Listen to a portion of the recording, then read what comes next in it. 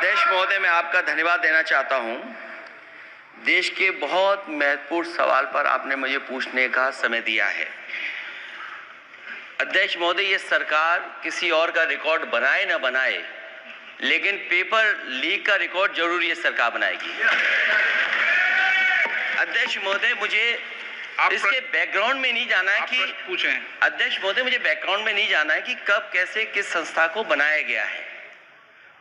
पूरे देश के छात्र इस पे आंदोलित थे। लगातार अखबार और सीबीआई की जांच के बाद चीजें सामने आ रही हैं, लोग पकड़े जा रहे हैं, जेल भेजे जा रहे हैं। मैं अध्यक्ष महोदय आपके माध्यम से पूछना चाहता हूं मंत्री जी से, क्या सेंटर वाइज जिन बच्चों को सबसे ज्यादा नंबर मिले हैं, क्या उसकी सूची जारी करेंगे? 30,000 सीटें जहां हैं, कई सेंटर अध्यक्ष महोदय ऐसे हैं जहां 2,000, 2,500 बच्चे पास हो गए हैं। सरकारी सीटें 30,000 हैं। कई सेंटर में 2,000 से ज्यादा पास हो गए। कई प्रदेश के ऐसी जगह है जहां पर कुछ सेंटर से 600 से 650 से ज्यादा सबसे ज्यादा नंबर हैं। और अगर वो संस्था इतनी क्रेडिबल थी तो अध्यक्ष महोदय, जिन सेंटर्स पे ये परीक्षा हुई उन सेंटर्स का इंफ्रास्ट्रक्चर क्या था? क्या मंत्री जी ने जानकारी की थी इस बात की? अध्यक्ष महोदय, मेरे आपके माध्यम से एक ही निवेदन है कि बिना ये मंत्री जी रहेंगे तो न्याय नहीं मिलेगा बच्चों को। अध्यक्ष महोदय, आदरणीय अखिलेश जी की प्रश्न का मैं विनम्रता से उत्तर देना चाहूंगा कि अभी सुप्रीम कोर्ट में जो चल रहा है केस, सुप्रीम कोर्ट ने ऑर्डर दिया पूरा विद्यार्थियों की सूची को वेबसाइट में उपलब्ध करा दो। सर, पिछले 3 दिन से देश भर की सारे विद्यार्थियों की लिस्ट पब्लिक डोमेन में उपलब्ध है। ये सारा चीज खुले पे है और कई प्रकार की तर्क आ चुका है। सर, मैं एक अभी उसमें केरल के विद्यार्थी भी अच्छे किए हैं। क्या हम ये कहेंगे भी वहां भी कुछ गड़बड़ी हुई थी?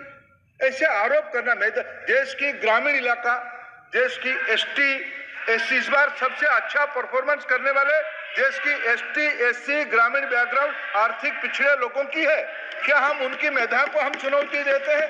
और बाकी रहा क्वेश्चन पेपर लीक की, सर मैं शुरू से मेरा एक स्टैंड रहा, राजनीति नहीं करना, लेकिन अखिलेश जी जब वहां दायित्व में थे उस सुबह की सर सारे सूची है कितने बार उत्तर प्रदेश में क्वेश्चन पेपर लीक हुए हैं। राहुल गांधी जी, आप क्वेश्चन पूछना चाहते हैं? Speaker sir, it's obvious to the whole country. It's obvious to the whole country that there is a very serious problem in our examination system. This is not just a question of NEET, it is in all the major examinations. Now, the minister has blamed everybody except himself. Right? I don't even think he understands the fundamentals of what is going on here. आप प्रश्न क्या है आपका? आ रहा हूँ sir, ये मैं question को सेटअप कर रहा हूँ। प्रश्न पूछते हैं। ये the issue is that there are millions of students in this country who are extremely concerned at what is going on and who are convinced that the Indian examination system is a fraud. That is what is at stake here. Millions of people believe that if you are rich and if you have money, you can buy the Indian examination system. And by the way, and this is the same feeling that the people in the opposition have. And that is why we are asking some very simple questions to Honorable Minister. Number one, as this is a systemic issue, what exactly are you doing to fix this issue at a systemic level? Yes. That's the first question. Okay. Question में चल रहा है please. अब आप short में जवाब देना। अध्यक्ष महोदय, मेरे जो शिक्षा है, मेरे जो संस्कार है, मेरे जो सामाजिक जीवन है, मेरे को मेरे राज्य की, मेरे सूबे की जनता की स्वीकृति मिली है। मैं किसी की, मेरे बौद्धिक और मेरे संस्कार की सर्टिफिकेट मेरे को सारी सदन में किसी से नहीं चाहिए। देश की प्रजातंत्र में देश के प्रजातंत्र में चुन के मेरे नेता प्रधानमंत्री मोदी जी को प्रधानमंत्री की भूमिका दिया है। मैं उनकी निर्णय से यहाँ उत्तर दे रहा हूँ सदन को। बाकी ये कहना चिल्लाने से सच झूठ नहीं हो जाएगा साहब। ये जो कहा गया देश की अभी की एग्जामिनेशन सिस्टम रबिश है सर, इससे दुर्भाग्यजनक बयान देश की नेता प्रतिपक्ष का कुछ नहीं हो सकता है सर। मैं कठोर शब्द से इसको निंदा करता हूँ। बाकी रहा, मैं सर आपके सामने आपके माध्यम से देश के सामने सर एक तथ्य रखता हूँ सर। जिन्होंने रिमोट से सरकारें चलाई है 2010 में 3 बिल आया था सर शिक्षा सुधार के लिए।